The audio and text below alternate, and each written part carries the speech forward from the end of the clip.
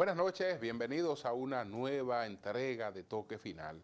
Esta es la mejor forma de concluir una semana y abrir la nueva, lo mejor edificado posible sobre los acontecimientos más importantes del país y del mundo.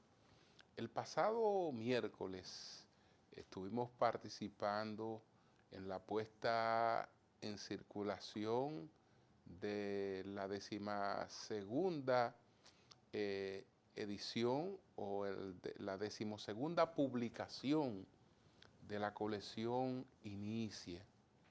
Esta vez se trata de un homenaje a la diáspora dominicana, sobre todo la establecida en Estados Unidos y que ha tenido como su corazón a Washington Heights.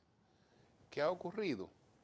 Pues hay un dominicano que emigró en los años 50 y desde niño pues ha tenido una gran sensibilidad fotográfica. Es decir, que desde muy temprana edad ha vivido con una cámara retratando todo su entorno. Y entonces, con un concepto, digamos, artístico. Y gracias a esa labor hay registro de lo que ha ocurrido con la comunidad dominicana en Washington Heights, que Washington Heights ha evolucionado. Es una cosa totalmente distinta a aquel Washington Heights donde se estableció la comunidad dominicana.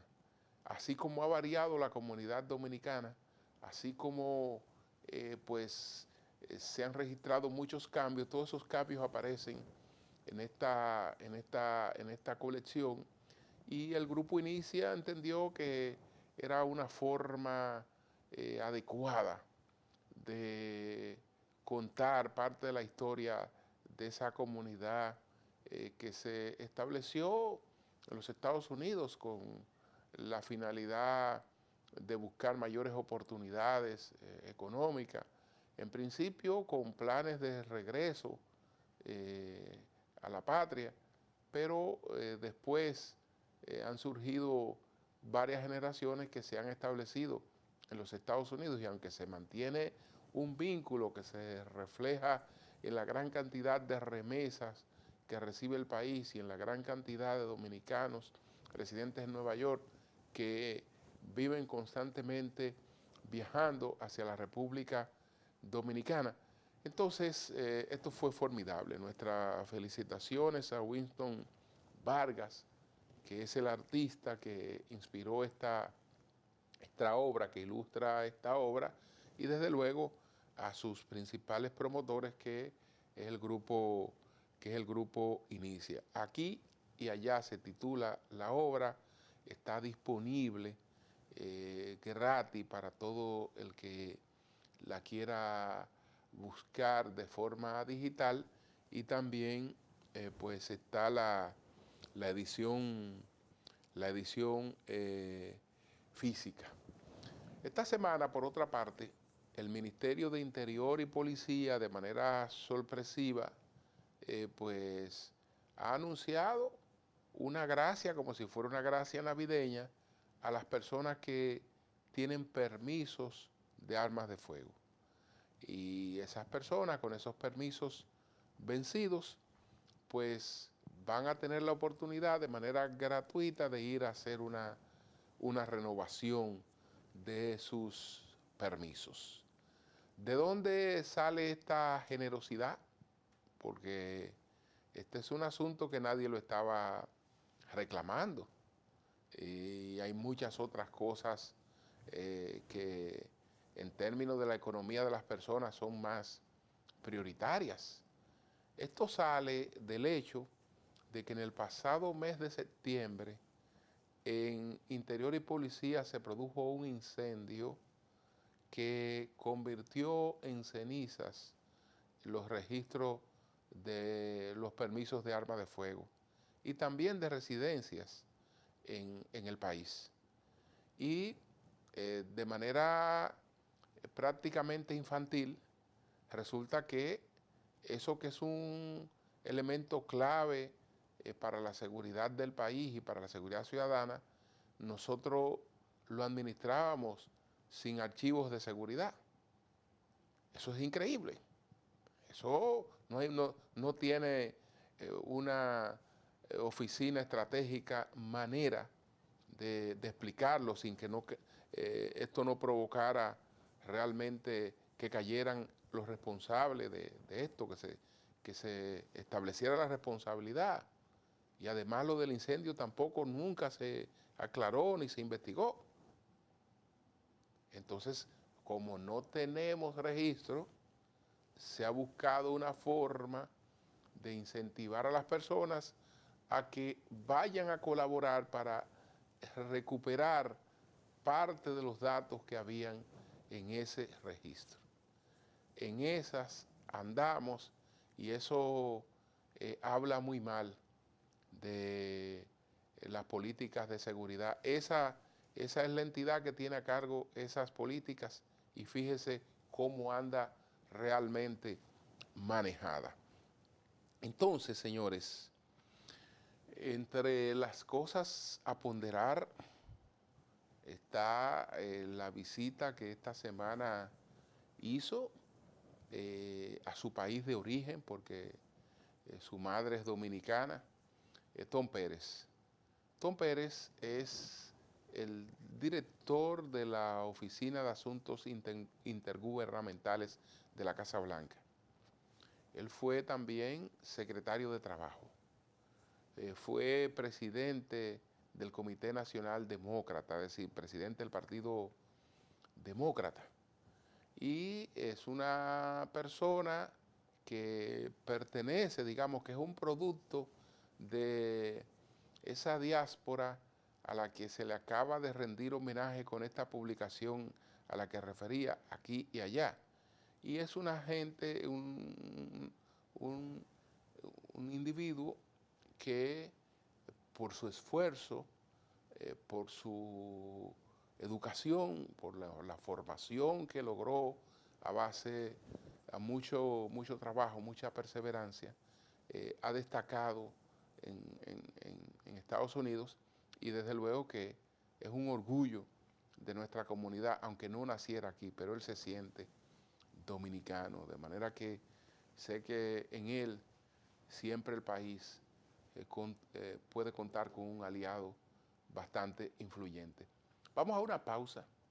Al regreso, ¿cuáles fueron los 10 temas de mayor impacto esta semana? Adelante.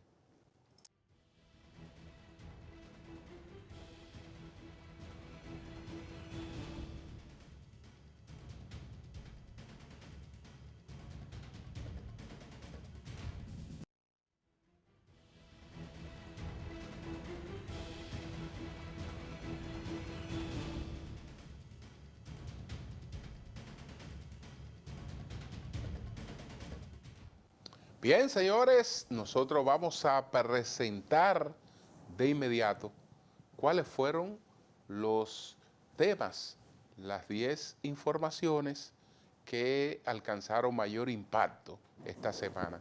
Adelante.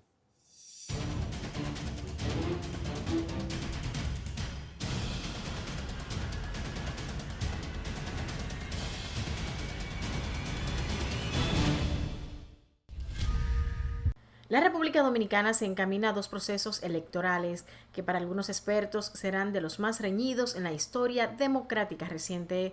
Aunque han comenzado a subir de nivel y de tono, se espera que se intensifiquen aún más en las próximas semanas, donde las estrategias de comunicación y propaganda jugarán un papel preponderante.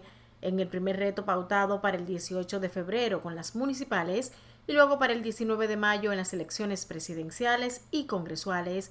En ese sentido, y a menos de 2 meses, los partidos están de lleno en las calles en busca de votos, con el que pretenden enviar un mensaje de advertencia para quien resulte perdedor de cara a las presidenciales. En tanto, la Junta Central Electoral inició junto a los delegados de las organizaciones políticas reconocidas ante la institución el proceso de revisión y validación de las boletas, el contenido de los recuadros, las características y las candidaturas registradas para concurrir a las elecciones municipales que tendrán lugar el 18 de febrero de 2024. Este proceso de evaluación y validación de boletas, supervisado por el presidente de la Junta Central Electoral, Román Andrés Jaques Liranzo, y el miembro titular Samir Chami Isa, consiste en que los delegados de los partidos deben revisar el contenido de los recuadros y que las fotografías se correspondan con los candidatos y candidatas para poder realizar a tiempo las correcciones según el caso que lo requiera. El director nacional de elecciones, Mario Núñez, explicó que las elecciones municipales se dividieron en 4 niveles diferentes: alcaldía, regiduría para los municipios, así como direcciones distritales y vocalías para los distritos municipales. Los partidos Revolucionario Moderno, PRM y Alianza País al País oficializaron a Guillermo Moreno como candidato a senador por el Distrito Nacional para las elecciones del 2024. El exfiscal de la misma demarcación también estará en la boleta de 20 organizaciones pequeñas. El pacto comprende el apoyo a la reelección del presidente Luis Abinader en las elecciones de mayo de 2024.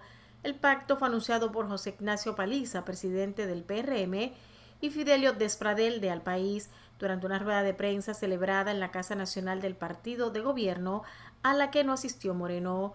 Con la cara de Moreno en la boleta del PRM se confirman los secretos a voces de que la organización iba a sacrificar a la actual senadora Farideh Raful, quien había anunciado públicamente sus deseos de seguir en el cargo. Sin embargo, la cúpula cerró el pacto y como premio de consuelo la nombró co-coordinadora de la campaña presidencial de Abinader.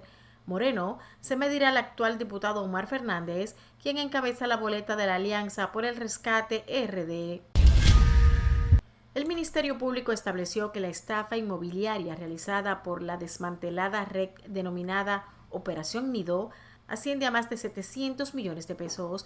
De acuerdo al órgano persecutor, con las maniobras fraudulentas realizadas por los imputados, se vieron afectados más de 300 víctimas a las que ofertaban viviendas en supuestos proyectos inmobiliarios. Los implicados en la operación Nido ofertaron alrededor de 8 proyectos inmobiliarios para captar a sus víctimas, según señala el Ministerio Público en el documento de solicitud de coerción. Además, la investigación reveló que además de Emmanuel Rivera Ledesma están imputados Emmanuel Eduardo Rivera Pichardo, María Gabriela Rivera Pichardo, Scarlett Mercedes Cruz Figueroa, Reilín Arismendi Rosario García, Mirna Catalina Rivera Ledesma y Juan Omar Rosario López. Asimismo, las personas jurídicas Inmobiliaria y Diseños Arquitectónicos Indisarc y CRD Equipos Pesados SRL. Los montos de los precios acordados como pagos a las víctimas oscilaban para los locales comerciales desde los $90,000, aproximadamente 5.2 millones de pesos, y los apartamentos desde $120,000, aproximadamente 6.9 millones de pesos, $130,000, aproximadamente 7.5 millones de pesos, y $175,000, aproximadamente 10 millones de pesos.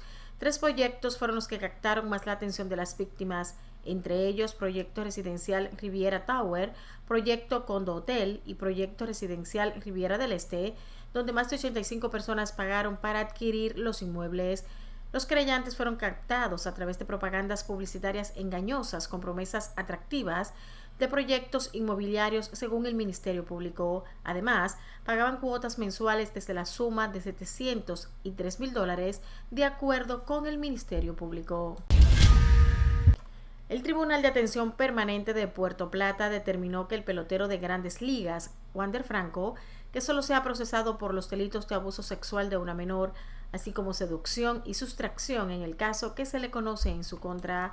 Contrario a lo que había solicitado el Ministerio Público, el pelotero no será perseguido por los delitos de lavado de activos, explotación sexual comercial y asociación de malhechores. El juez Romaldi Marcelino, de la Oficina de Atención Permanente del Distrito Judicial de Puerto Plata, impuso el pago de una garantía económica de 2 millones de pesos y presentación periódica contra el jugador de Grandes Ligas. El pelotero debe presentarse en la Fiscalía de Puerto Plata los días 30 mientras dure el proceso. De acuerdo con el expediente, Wander Franco y la menor sostuvieron una relación de 4 meses, consentida por la madre de la menor en violación a la ley. Para ese entonces, año 2022, la adolescente solo tenía 14 años de edad. Asimismo, el juez impuso arresto domiciliario e impedimento de salida del país como medida de coerción contra la señora Marta Vanessa Chevalier Almonte, madre de la menor de edad, con la que supuestamente el pelotero de Grandes Ligas habría mantenido una relación. Estas son las principales acusaciones contra la madre de la menor: adquirir bienes de la explotación sexual y comercial de manera intencional y con fines de lucro del imputado Wander Franco. De igual forma, utilizar dinero como pago por la explotación sexual y comercial de su hija menor de edad para la adquisición de bienes e inmuebles, además de utilizar y colocar altas sumas de dinero en pesos y dólares en el sistema financiero nacional para adquirir bienes. El presidente Luis Abinader anunció un cambio en la estrategia del gobierno en el abordaje de salud de la población de escasos recursos con hipertensión y diabetes a través de un programa mediante el cual se les suministrará medicamentos gratuitos a los mayores de 45 años que tengan el seguro subsidiado de SENASA. También se incluirán a los pensionados y menores de 18 años que sean diabéticos insulinodependientes. Precisó que los medicamentos están avalados por la Organización Panamericana de la Salud, OPS. El mandatario dijo que los recursos para financiar este programa están contemplados en el presupuesto del 2024 y que empezará en la segunda semana de febrero. En un mes se comenzarán a entregar los medicamentos a esta población a través de las unidades de atención primaria, centros del primer nivel y farmacias del pueblo, dijo Abinader en la semanal Con la Prensa en el Palacio Nacional. Abinader informó también que la dotación de medicamentos para diabéticos e hipertensos se ejecutará a través del Plan Más Salud y Esperanza de Vida, con el Ministerio de Salud Pública como responsable de su desarrollo y aplicación. El gobierno tomó en cuenta que estas enfermedades afectan a 4 millones de personas en el país y que solo en 2022 unas 66,000 personas fallecieron a causa de estas afecciones. De estas, el 70% fue por complicaciones cardiovasculares. El ministro de Salud, Daniel Rivera, intervino en el encuentro para resaltar que el 32% de la población dominicana mayor de 18 años tiene sobrepeso. Además, subrayó que del millón de personas que padece diabetes, el 33% no lo sabe. El presidente Luis Abinader derogó el decreto 270-20 del 21 de julio de 2020 que aprobaba el establecimiento del Aeropuerto Internacional de Bávaro. Abinader emitió el decreto 2-24 que se produce luego de que el pasado 3 de enero la Suprema Corte de Justicia ordenara la paralización de la obra con la finalidad de velar por la legalidad del cumplimiento del ordenamiento jurídico dominicano, entre otros aspectos. Además de esa sentencia, la construcción de ese aeropuerto en el paraje de Tres Piezas, sector El Salado del municipio Salvaleón de Higüey, provincia de la Altagracia, ha tenido alrededor de otras 7 sentencias en contra de su construcción. Una de ellas fue dada el 15 de diciembre de 2023 por la tercera sala de la Suprema Corte de Justicia, que estableció que la solicitud para el establecimiento del aeropuerto no fue realizada a la entidad pública competente, el Instituto Dominicano de Aviación Civil, IDAC, sino ante una entidad incompetente, como lo es la Comisión Aeroportuaria. El Poder Ejecutivo dispone que el decreto que anula la construcción del aeropuerto de Bávaro sea enviado a la Comisión Aeroportuaria, al Departamento Aeroportuario, al Instituto Dominicano de Aviación Civil, IDAC, al Cuerpo Especializado de Seguridad Aeroportuaria y de la Aviación Civil, CESAC, al Ministerio de Medio Ambiente y Recursos Naturales, el Ministerio de Obras Públicas y Comunicaciones para su conocimiento y ejecución. El establecimiento del aeropuerto fue autorizado en 2020 por el entonces presidente Danilo Medina, 23 días antes del traspaso de mando. Héctor Acosta, el Torito, ha tenido que hacer una retirada forzosa tanto de sus responsabilidades políticas como de los escenarios. Acosta dio a conocer la pausa debido a problemas de salud. Los mismos requieren atención médica inaplazable. A través de un comunicado, el Torito reconoció que el 5 de diciembre pasado se había descubierto una inflamación en la nuca. Esto resultó ser un ganglio inflamado. Tras varios estudios determinaron que debe someterse a una cirugía de amígdalas. Asimismo, se realizará una biopsia para descartar anomalías mayores. El ganglio podría ser resultado de la inflamación de las amígdalas, que están más alteradas de lo normal. Aunque no me gusta la idea, la salud es lo más importante para mí. Si el procedimiento quirúrgico es la recomendación médica, así será, reconoció. Sobre su regreso a los escenarios, dijo que no sabe cuándo será, porque eso lo determinarán los análisis, los resultados y los doctores. Soy un hombre de fe y sé que Dios, como siempre, me acompañará en este proceso hasta el final, aseveró el Torito. La Embajada de Estados Unidos en el país anunció que su sección consular procesó el año pasado más de 70.000 visas de inmigrante, superando por mucho los pronósticos. Estas son miles de familias reunidas a través de la migración legal, escribió la legación estadounidense al compartir la información en sus redes sociales. La noticia fue acompañada de un video en el que la Embajada de los Estados Unidos mostró múltiples encuentros familiares tras la solicitud de visa de inmigrante para esposos, hijos, padres y hermanos. La embajada estadounidense calificó de histórico la cantidad de visas de inmigrantes tramitadas el año pasado. En un video en vivo en Instagram en agosto pasado, el cónsul general de la embajada estadounidense Greg Segas ya vaticinaba que en 2023 se verían más solicitantes de visa de residencia que en cualquier otro año de la historia de la embajada. La visa de inmigrante se emite a una persona que desea vivir permanentemente en los Estados Unidos. En República Dominicana, según informaciones de la embajada, las visas de inmigrante para favorecer a parejas o hijos menores de 21 años son las categorías más entregadas por la sección consular. El gobierno español y su presidente Pedro Sánchez vuelven a estar en el ojo del huracán por decenas de viajes secretos a República Dominicana que se realizaron en aeronaves militares españolas.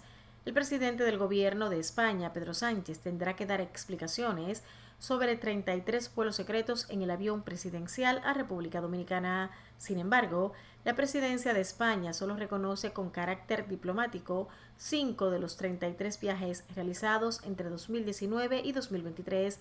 De acuerdo a este balance, 2 visitas fueron realizadas por la Casa Real y 2 para actividades gubernamentales. Una fuente ligada a la logística de los viajes del Estado español reveló que República Dominicana es utilizada por las delegaciones de ese país como punto de recarga y mantenimiento en las visitas a naciones americanas. En ese mismo orden, varios diputados populares han registrado una pregunta en el Congreso para conocer el número total de viajes con destino a la República Dominicana por la aeronave presidencial desde el 2019 hasta la fecha. La cuestionante pide de manera enfática que Sánchez explique cuáles fueron los motivos de los desplazamientos, quiénes formaron parte de esas delegaciones y cuáles fueron sus funciones concretas. Asimismo, exigieron saber el costo de cada uno de los viajes, incluidos los 5 reconocidos por la presidencia. Con más de 400 vuelos del Falcón a sus espaldas, Pedro Sánchez ha superado ya a José María Aznar, que realizó 385 viajes en este medio, y a Mariano Rajoy, que con apenas 344 es el presidente que menos ha utilizado el avión militar. Finalmente, la violencia estalló en todo Ecuador esta semana después de que el conocido líder de una pandilla desapareció de prisión. Al menos 10 personas han muerto, entre ellos 2 agentes de la Policía Nacional de Ecuador y 3 han resultado heridas en el marco del conflicto armado interno declarado por el gobierno ecuatoriano liderado por Daniel Noboa, debido a la espiral de violencia desencadenada por la actividad de grupos narcoterroristas. El presidente Daniel Noboa declaró un estado de excepción de 60 días, imponiendo un toque de queda en todo el país, autorizando al ejército para patrullar las calles y tomar control de las prisiones. Noboa también desplegó miles de policías y militares en busca del líder de pandilla Adolfo Macías. Macías, más conocido como Fito, es uno de los capos más notorios del país. Es el jefe de los Choneros, que se cree que fue una de las primeras pandillas ecuatorianas en establecer vínculos con los carteles de droga mexicanos.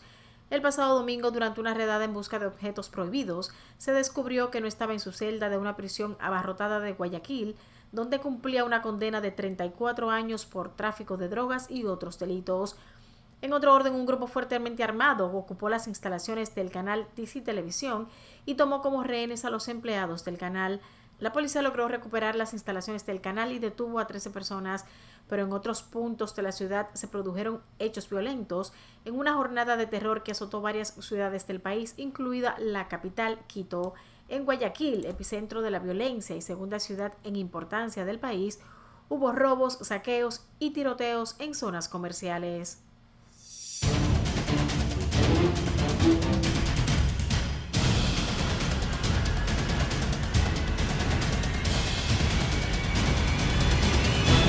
Bien, vamos a una pausa, retornamos en breve.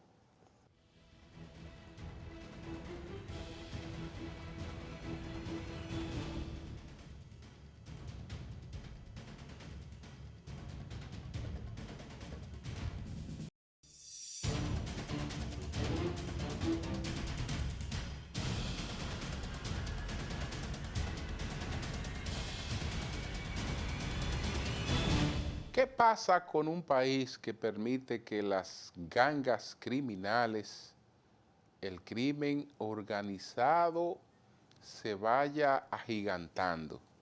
Que en principio no se le da mucha importancia porque se piensa que pasa lo mismo que en todas partes del mundo. Pero ese crimen se va arraigando y va tomando fuerza. Bueno, pasa lo que ha pasado en Haití, donde a un presidente en su propia habitación matrimonial se le puede ir a dar muerte. Caso increíble, en el lugar donde un presidente se supone que está bajo total seguridad.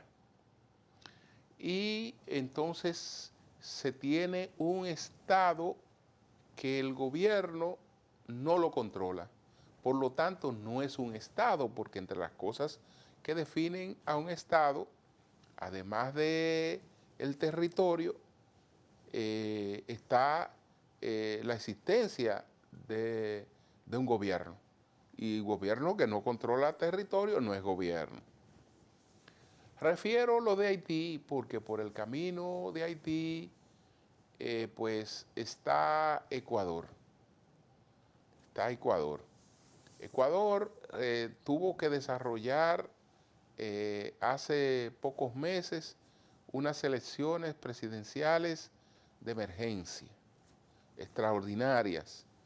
Y en esas elecciones presidenciales, un candidato presidencial resultó muerto, resultó asesinado. Fernando Villavicencio. Entonces, en esas condiciones se llevaron a cabo las elecciones y las ganó Daniel Noboa. Daniel Noboa tiene muy poco tiempo que se juramentó. Y él, desde luego, incluye en sus propuestas una recuperación del control territorial ecuatoriano por parte del gobierno. Es decir, una reducción del control que tienen los grupos organizados, los grupos del crimen organizado, que en el Ecuador hay por lo menos tres grupos, tres tendencias que tienen muchos grupos por debajo, pero tres son los mayores. Estamos hablando de una organización que se llama la mafia albaniza. La mafia albaniza. Entonces, estamos hablando de otra organización que se llama Jalisco Nueva Generación. Y estamos hablando del cartel de Sinaloa. Y debajo de estas tres hay muchos otros grupos. Uno de esos grupos, y ese grupo está hermanado con el cártel de Sinaloa, lo encabeza un señor que se llama Adolfo Macías Fito. Y ese grupo se llama Los Choneros. Entonces, el señor Fito está condenado a 34 años de cárcel. Lo iban a trasladar porque se podía escapar de donde estaba, entonces se enteró unas horas antes, se fue a la fuga. Se declaró el estado de excepción y había 3.000 agentes tratando de localizarlo. ¿Qué hizo él para distraer la atención? Bueno, creó una perturbación nacional, motines en todas las cárceles, secuestro de un canal de televisión, secuestro de policías, explosivos en distintos lugares, es decir, una declaratoria de guerra al Estado. Y entonces eso ha producido también otra declaratoria del presidente de un estado interno de guerra. Evidentemente que el gobierno está en la obligación de procurar, digamos, ponerle control a esto porque en eso nadie está seguro, ni siquiera el presidente, porque ya sabemos con lo que pasó en Haití, que ni siquiera el presidente está seguro. ¿Qué hace el primero? Que van y lo buscan en su casa y lo matan. Entonces ya es un asunto de sobrevivencia. O se va al crimen o se va a la gobernabilidad. Lo lamentable de esto es que el espejo a imitar es el de Nayib Bukele. Nayib Bukele, suprimir una serie de derechos y dedicarse a perseguir las bandas. Y en ese sentido hay todo un régimen personalista, una serie de cosas que golpean mucho la institucionalidad, pero que los ciudadanos la prefieren a lo otro, porque lo otro es tener la vida constantemente en peligro.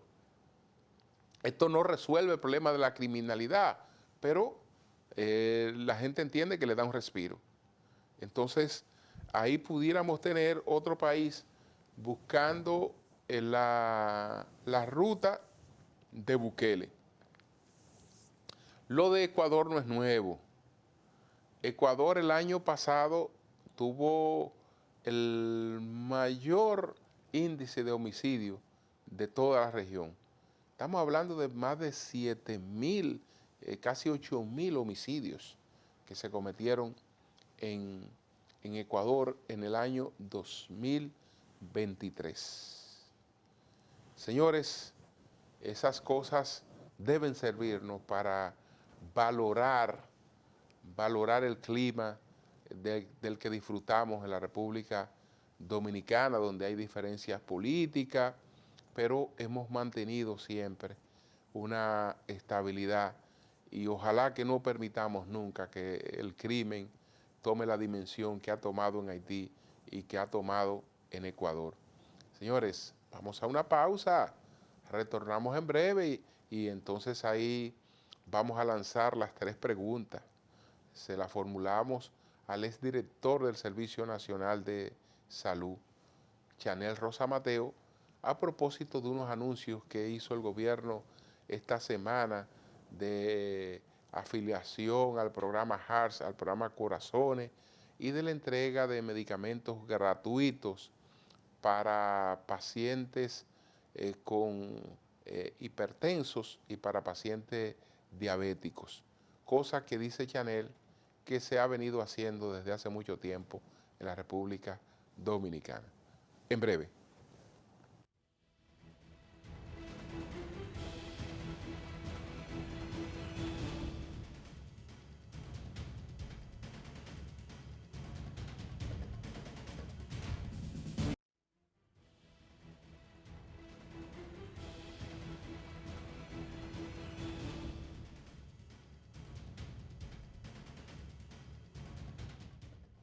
Bueno, es positivo que se haya colocado un foco especial sobre estos pacientes que padecen diabetes mellitus, y sobre los pacientes que son hipertensos.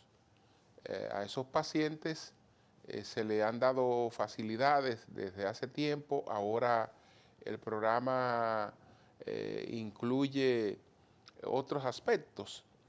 Entonces, entre esos otros aspectos, se trata de buscar una transformación en los estilos de vida, en los estilos de alimentación, que la gente tenga más conciencia a la hora de ingerir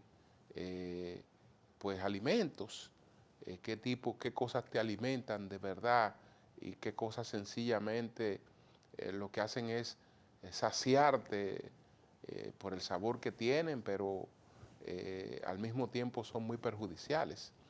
Entonces, hay que hacer conciencia de eso. Hay que hacer conciencia de eso porque eso evita realmente el camino de la obesidad, el camino de obstrucciones por cúmulo de grasas, etcétera. Y frente a cualquier cosa que se nos presente, pues nos mantiene en mejor estado para darle la cara a cualquier percance. Pero vamos a ver la respuesta que ofreció a nuestro equipo Chanel Rosa Chupani. Adelante.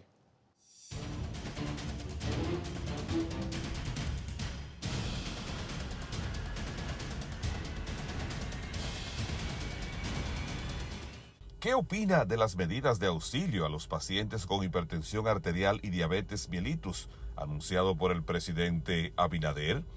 ¿Alguna diferencia con lo que operaba en el pasado respecto al suministro gratuito de los medicamentos? Bueno, respecto a las medidas recientemente anunciadas por el señor presidente y que tienen que ver con ese programa de suministro de medicamentos a pacientes y afiliados al régimen subsidiado específicamente que tienen enfermedades cardiovasculares, específicamente diabetes y hipertensión, es un programa que, como hemos dicho, se inició cuando en el año 2003 comenzó la Ley de Seguridad Social y se ha mantenido durante todos estos años. Nosotros saludamos que se continúe ese programa porque beneficia a esa población desde dos puntos de vista. Es una protección financiera al bolsillo de las familias y también contribuye, y lo más fundamental, contribuye a mejorar la calidad de vida de esos pacientes. Ambas afecciones pueden ser eficientemente atendidas con medicamentos genéricos. El sedentarismo y la alimentación impactan el alto índice de mortalidad por ambas enfermedades.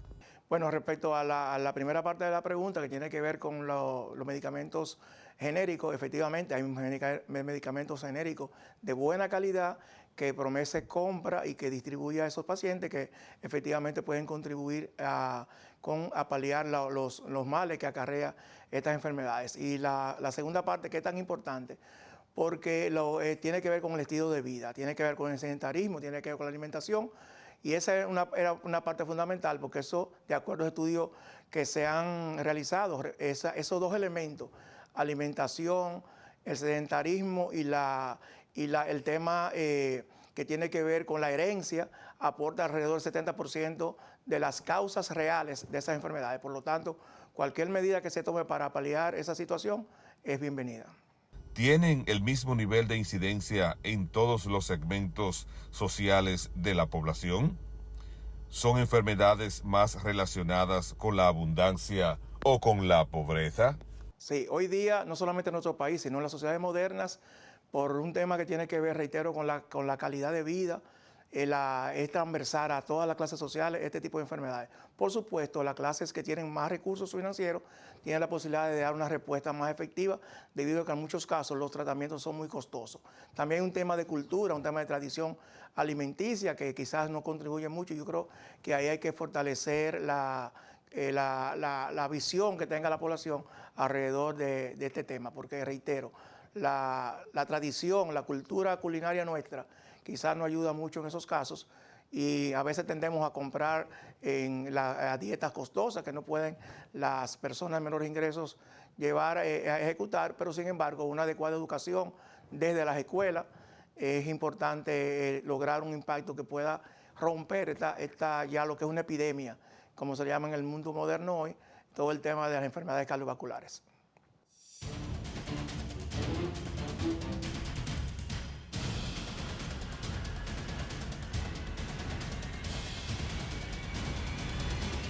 Vamos a una pausa, retornamos en breve.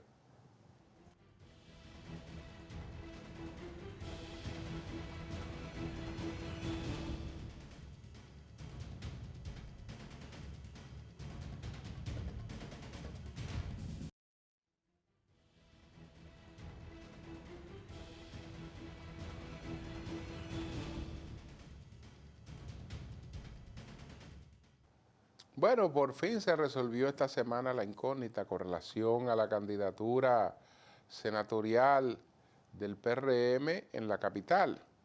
Se sabía que se había llegado a un acuerdo con Guillermo Moreno, pero eso no se había anunciado oficialmente. Ya se anunció oficialmente y también se realizó el acto en el que el partido Alianza País de Guillermo Moreno pues va a llevar como candidato presidencial a Luis Abinader. Aparentemente el PRM busca la votación nacional de Guillermo Moreno, que si Guillermo Moreno alcanza un 1 a nivel nacional, pues ese 1 se sume al presidente Abinader y pueda ayudar a una definición de su triunfo en primera vuelta, porque de irse a una segunda vuelta, pues el panorama puede complicarse, naturalmente, dependiendo de cuál sea la votación que alcance el presidente Abinader en una primera vuelta. El único que tiene posibilidad de ganar una primera vuelta es él.